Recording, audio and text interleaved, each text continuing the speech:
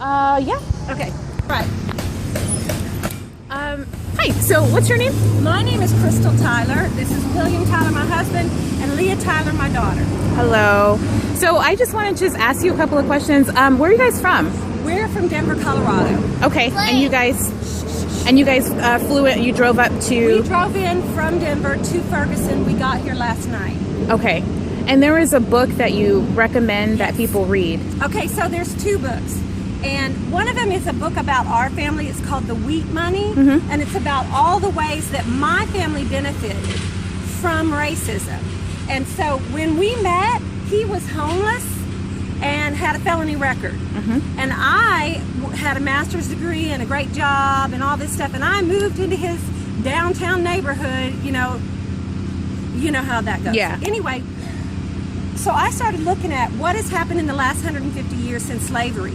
And what happened to his family and what happened to mine. And mine was lifted up over and over and over again.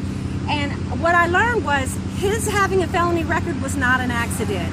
I stumbled across a book called The New Jim Crow. It's by Michelle Alexander.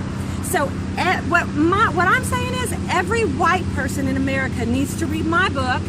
And you know, What's the name of your book It's again? called The Wheat Money. Okay. You can go to my website, thewheatmoney.com. Okay. White people need to read that because unless you already know the real racist history of this country, and if you're black, you don't need to read a book to find out the real racist. I mean, you're living it every day. Right. So if you're black, you need to look into the New Jim Crow.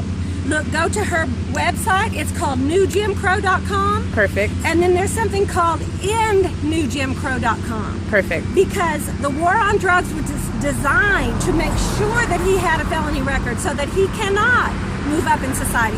He can't get education benefits. My parents paid for my college free, right?